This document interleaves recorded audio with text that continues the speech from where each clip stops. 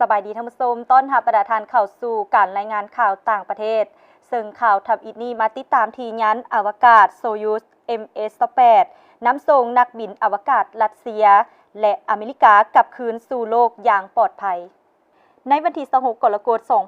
2026 ยานอวกาศโซยูส MS-8 ของรัสเซียได้ลงจอดอย่างปลอดภัยในธงเพียงคาซัคสถานซึ่งเป็นการสิ้นสุดภารกิจค้นคว้าเป็นเวลา 8 เดือนอยู่ถึงสถานีอวกาศนานาชาติ ISS สมาชิกลูกเรือทั้ง 3 คนประกอบมีนักบินอวกาศชาวรัสเซียท่านเซอร์เกย์คูสเตเวซอฟท่านเซอร์เกย์มิคาเอฟและนักบินอวกาศชาวอเมริกาจากองค์การนาซาคริสโตเฟอร์วิลเลียมทั้ง 3 คนได้ขึ้นไปเฮ็ดเวียกอยู่ในสถานีอวกาศสากล ISS ตั้งแต่เดือนพฤศจิกายน ปี 2025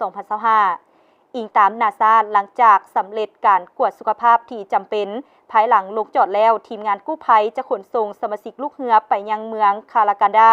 ประเทศคาซัคสถานทางเรือบิน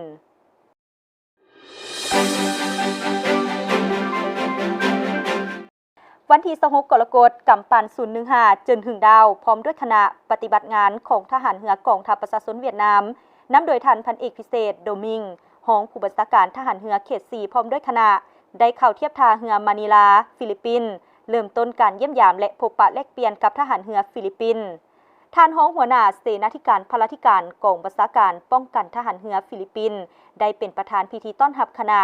และหวังว่าการเยี่ยมยามพบปะแลกเปลี่ยนในครั้งนี้จะสร้างความประทับใจอันดีงามต่อกับบรรดาสมาชิกในคณะ